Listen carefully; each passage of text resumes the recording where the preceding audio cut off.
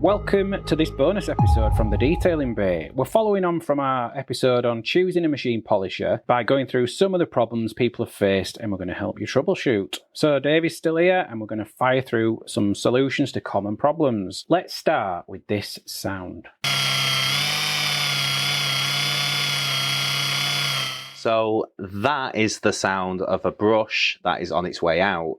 What's happened is it's losing contact. It's got a build up on it. So what you want to do is unplug the machine, open it up and inspect the brush. It may be the fact that it's just gone all the way through, it is a consumable, or what you can get sometimes is a slight build up on the surface. And you can just clean that up with just a little bit of sanding paper. You want it to have almost a satin finish. If it's got a black build up on it, it's not going to make correct contact. Next problem. Pad problems. So that's the one you see the most of. Sometimes you see the backing coming away, which is a good indicator that too much pressure's been put on there and also too much heat. Pads that sink in the middle, again, is a good indicator of too much heat build up. Pads do need to rest. Then you'll see ones where the foam has ripped, broke down, which means it can either been free spinning at too high a speed, or again, too much heat and way too much compound saturated into it. It's caused the pad to rip away. Keep your pads clean. Polishing compounds going all dusty and caked everywhere. Again, that can be an indicator of overworking and too much heat. It can also be an indicator that you're using too much of a product, or you as well are not cleaning your pads out regular enough. Other factors that can play a part in that is controlling your temperatures. If you're doing it outdoors, you need to be more mindful. You've got that big sun in the sky, and that could be heating the panel up as well. So you've got to be mindful of that. It's not the end of the world doing it outside as an enthusiast, but you need to take that into consideration. It's also worth having a few pads. You can do a car with one pad, but you've got to be more mindful in cleaning them through each hit. If you have several pads, say you've picked 4 pads, alternate them pads as you're going around, wash them at the end, can reduce a lot of them problems that you get with pad failure. Yeah.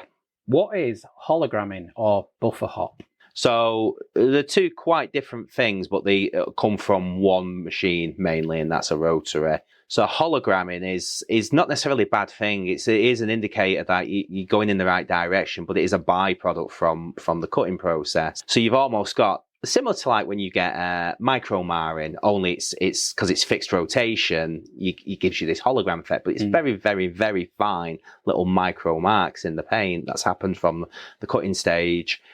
And that is just one of them, tails back to that, how important it is to understand rotary, because it's easy to hide holograms. In the wrong light, you won't see holograms. A wax can fill holograms. So it's be mindful when using a rotary that can happen. And, the need to refine after that. What have you done wrong then in that case? You've not done anything wrong as such. There is wrong approaches that can create them as well, but it's, you've done your cutting stage. Don't be dismayed if you've got holograms. You just got to understand that you've done a heavy cut stage with a rotary, but you've not incorporated any sort of refinement into that. Then there is going to need to be some refinement followed up. So buffer hop is a term that is solely for rotary, and because again it spins on the axis, it can almost feel like it wants to hop on the paint. It doesn't always want to be like central and sit there, especially if you just tilt it wrong.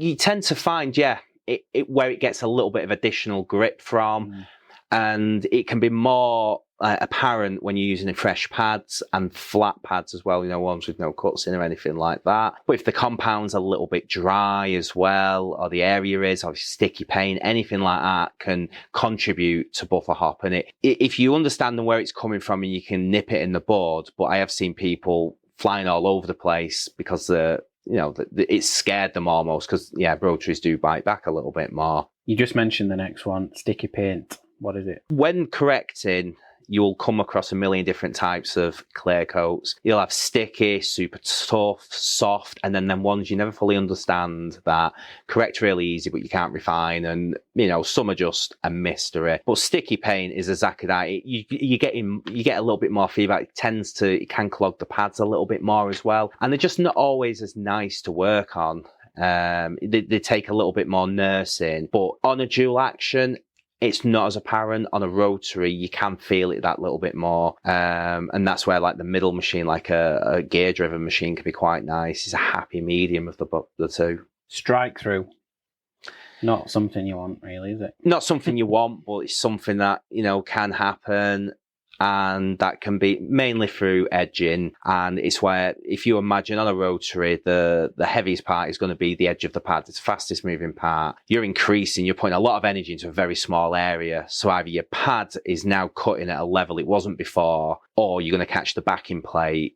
And it's just a simple term for you've struck through. You've gone through the clear completely. And then you've got what everyone's worst nightmare is. And yeah, you've struck through. You need paint at that point. Yeah. Paint swell, explain. So paint swell happens naturally as well when your car's in the sun all day. Paint does swell a little bit, but when you get your car in a fixed environment, you're controlling the temperatures, and you're trying to correct a certain area, and it can almost trick you. You get the paint that little bit warmer, and it swells. And what happens when it swells? It closes, and then it gives you the illusion. And these people that say, corrected that area, it was perfect. I've come back this morning, and they'll always say the swirls have come back. And it's like, they've not come back, they've just reappeared because the paint had swollen. And it can happen with a dual action as much as it can with a rotary. And it goes back to that technique of, letting panels rest, keeping the air as cool as possible. Both machines are capable of transferring a lot of heat, but heat doesn't always equate to a better technique or better correction. Keep that panel. I always use the back of my hand, always have a feel of the pad. You want it to be relatively cool when you're touching it. If it's got quite a warmth to it, then have a little look at your technique, and you may be overworking it. Honestly, didn't know that. That's no. Good. No. Well, yeah, jot that down. Good have that for free. And finally, if you're not getting the results you wanted, what can you do about it?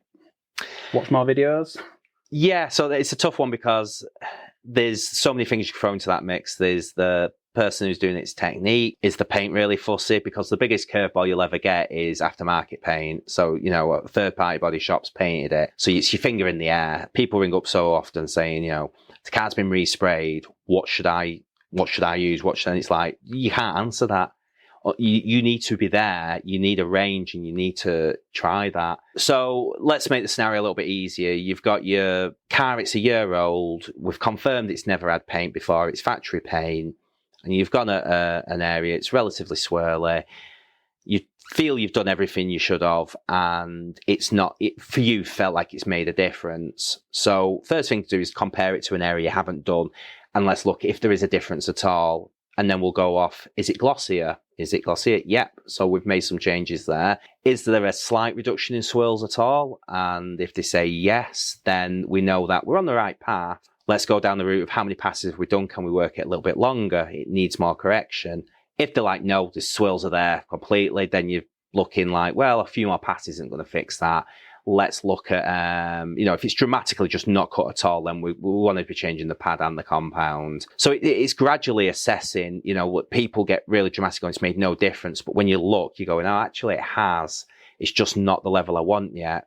And it's assessing whether you just need to work that area a little bit longer, or do you need to completely change what your setup? And that's why when you're going into it, you see people going, look at the results I've had off this Scholl S20 and a green Hex Logic pad, and they could look absolutely fantastic.